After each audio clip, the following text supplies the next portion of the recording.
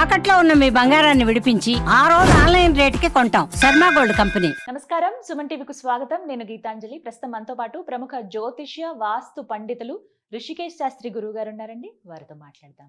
గురుగారు నమస్కారం అండి. ఐశ్వర్యం కోసం పదే పదే అడుగుతూ ఉంటారు చాలా మంది. అంటే ఎంత సంపాదించినా ఇంట్లో డబ్బులు నిలవట్లేదండి, లక్ష్మి అసలు ఇంట్లో ఉండట్లేదు, ఎప్పుడు అదొక ఆర్థిక ఇబ్బందుల్లో ఉండిపోతూనే ఉన్నాం, ఇంకా జీవితకాలం పాటు ఇలాగే ఉండాలా, ఇవేవైనా అంటే ఏమైనా దోషాలా, వీటి నుంచి బయటపడొచ్చా, ఇంట్లో ఐశ్వర్యం కలగాలంటే ఏం చేయాలి? నేను మూడు సింపుల్ విషయాలు చెప్తాను.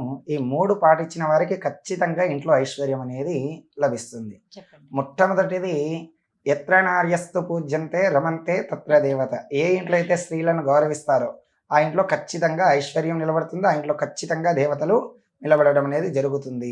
చాలా మంది ఏం చేస్తుంటారంటే, నేను ఇంత సంపాదిస్తున్నాను, నేను పొద్దు మూకులు అంటే మార్నింగ్ టు ఈవినింగ్ కష్టపడుతున్నా అని ఇంటికి వచ్చిన వెంటనే ఆడవారిని దుర్భాషలాడుతూ ఉంటారు. ఆడవారిని ఎప్పుడైతే దుర్భాషలాడతావో నీ ఇంటి ఐశ్వర్యాన్ని కోల్పోతావు అని చెప్పబడింది. ఎందుకంటే మనకు ప్రధాన దేవతలుగా ముగ్గురిని కొలుస్తాం. ఎవరిని? డబ్బు కావాలి, లక్ష్మీ దేవత స్త్రీ స్వరూపం. చదువు కావాలి, సరస్వతి స్త్రీ స్వరూపం. భూములు, ప్లాట్లు కావాలి, భూదేవత స్త్రీ స్వరూపం. ఈ 3 కోసమే మనిషి అంతా కూడా చిన్న వయసులో చదువు కోసం, కొంచెం మీడియం వయసులో డబ్బు కోసం, ఇంకా బాగా సంపాదించాము ప్లాట్లు, భూములు, ఇన్వెస్ట్ అనుకుంటూ పడతాం. ఈ 3 విషయాల్లో కూడా నీకు ఎవరు కావాలి? స్త్రీ దేవత కావాలి. మరి నీ ఇంట్లో ఉండే స్త్రీని నువ్వు గౌరవించినప్పుడు నీకు ఎల్లవేళలో కూడా అది దక్కదు. ఇది మొదటి పాయింట్.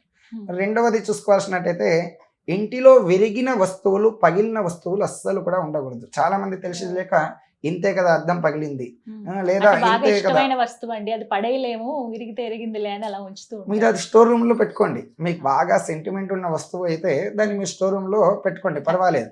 కానీ మీరు ఉదయం లేచినప్పటి నుంచి ఏదైతే ప్రతికూల ప్రభావాన్ని ఇచ్చే వస్తువులను చూస్తుంటారో దానివల్ల మీకు ప్రతికూల శక్తి లభిస్తుంది. ఇది రెండవది ముఖ్యంగా చూసుకోవాల్సింది. మూడవది వచ్చినట్టయితే, ఇంట్లో దేవతా పూజ. చాలా మంది చూస్తూ ఉంటాం మేము కూడా, వాళ్ళు పండుగ వచ్చినప్పుడు మాత్రమే దేవతారాధన చేస్తుంటారు, ఇంట్లో దేవుని పూజ అనేది చేస్తుంటారు. కానీ కనీసం వారానికి ఒక్కసారైనా దేవతా ఆరాధన చేయాలి. పుస్తకాలను మీరు చూస్తున్నట్టయితే వాట్సాప్ స్టేటస్ లో పెడుతుంటారు. సోమవారం వచ్చిందంటే శివుడు, లేదా మంగళవారం వచ్చిందంటే సుబ్రహ్మణ్యేశ్వరుడు, బుధవారం వచ్చిందంటే అయ్యప్ప, గణపతి. మరి దేవుడికి ఆ ఒక్క వారమే ఇష్టమనే? కానీ శాస్త్రం ఏం చెప్తుందంటే, పూర్వకాలంలో ఒక్కొక్కరు ఒక్కొక్క దేవుణ్ణి ఆరాధన చేసేసి ఏకేశ్వరోపాసన అంటే ఎక్కువ కొంతమంది వెంకటేశ్వర భక్తులు, కొంతమంది శివ భక్తులు, కొంతమంది హనుమాన్ భక్తులు, కొంతమంది లక్ష్మీ నరసింహస్వామి భక్తులు అనేవారు ఉంటుంటారు. కనీసం ఆ ఒక్క రోజైనా నీ ఇల్లు శుద్ధిగా ఉండాలి. అంటే ఇల్లంతా కూడా మంచిగా కడిగి శుద్ధి చేసుకొని ఆ ఒక్క రోజైనా దేవతారాధన నువ్వు చేయాలి. ఈ 3 ఎవరైతే చేస్తారో వాళ్ళ ఇంట్లో ఖచ్చితంగా ఐశ్వర్యం. మొదటిది స్త్రీలను గౌరవించాలి, రెండవది విరిగిన వస్తువులను ఉంచరాదు, మూడవది నీ ఇంట్లో దేవతారాధన వారానికి ఒక్కసారైనా, ఈ సోమవారం, మంగళవారం ఇవన్నీ గుర్తుపెట్టుకున్నప్పుడే ఒక్క రోజైనా ఇంట్లో దేవతారాధన పూజలు అనేది చెయ్యి. ఒక్క రోజైనా ఇల్లంతా శుద్ధిగా ఉంచుకో అని చెప్తుంది శాస్త్రం. ఈ 3 అంశాలు ఖచ్చితంగా గుర్తుపెట్టుకో. ఇవి పాటిస్తే ఖచ్చితంగా ఐశ్వర్యం ఖచ్చితంగా దక్కుతుంది. అంటే కొంతమంది ఏంటంటే శుక్రవారం ఇలా ఆరాధన చేస్తూ ఉంటారు అమ్మవారికి, గురువారం కొంతమంది ఆరాధన, లక్ష్మీ ఆరాధన చేయటం, ఇలాంటివి ఏమైనా పరిహారాలు ఉంటాయా గురువు గారు? అసలు ఖచ్చితంగా పాటించాలి అమ్మ. శుక్రవారం నాడు లక్ష్మీదేవి ఆరాధన చేయడం వల్ల ఖచ్చితంగా లక్ష్మీ అనుగ్రహం మనకు దక్కుతుంది అని చెప్పబడింది. అలాగే ఇంట్లో స్త్రీలు కూడా ఈ యొక్క వేద పఠనం అంటే లలిత సహస్రనామ స్తోత్రం కావచ్చు, కనకదార స్తోత్రం కావచ్చు, అమ్మవారి స్తోత్రాలు మనకు తోచినది ఏది చదివినా పర్వాలేదు. ఈ స్తోత్రమే చదవాలి అనే నియమం ఏది కూడా లేదు. భక్తితో చదవాలి అనే నియమం మాత్రం చాలా ఉంది.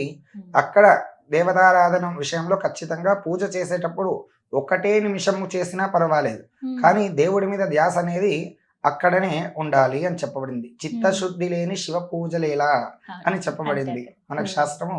ఖచ్చితంగా భక్తితో ఓపికతో చేసినప్పుడు ఆ ఫలితం ఖచ్చితంగా ఉంటుంది. లక్ష్మీ అనుగ్రహం కూడా వారికి తప్పక సిద్ధిస్తుంది.